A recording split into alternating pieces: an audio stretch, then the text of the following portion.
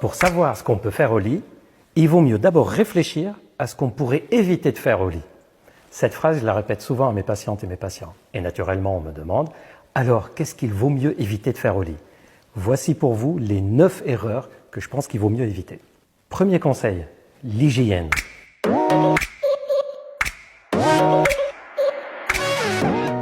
Ça peut paraître basique pour certaines et certains d'entre vous, et pourtant ça ne l'est pas pour tout le monde. Sinon, on ne retrouverait pas ce thème dans le top 10 des choses qui gênent les femmes et les hommes quand on fait des enquêtes sur les erreurs à ne pas commettre au lit. Et il n'y a pas besoin de faire tout un soin corporel, pas besoin d'aller chez l'esthéticienne, l'esthéticien, pas besoin de faire un spa avant de faire l'amour.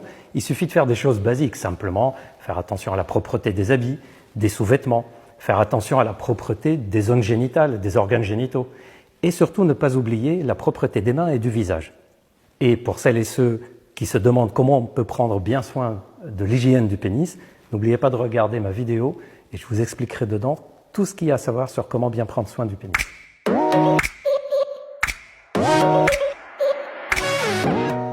Deuxième erreur à éviter, toucher les organes génitaux à sec.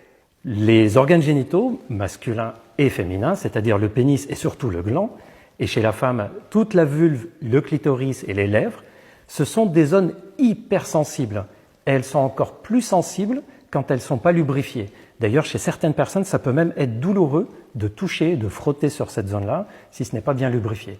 Donc, surtout quand c'est le début du rapport sexuel, on vérifie d'abord si c'est bien lubrifié, on touche en effleurant à peine, on fait des petites caresses douces et on peut se permettre de frotter de façon un peu plus forte une fois que c'est bien lubrifié. Et si ce n'est pas lubrifié, eh bien on lubrifie. Le lubrifiant le plus simple qui est toujours disponible, c'est la salive. Mais vous pouvez utiliser tous les lubrifiants dont vous avez envie, qu'ils soient des lubrifiants naturels, des lubrifiants parfumés ou n'importe quel lubrifiant que vous voulez.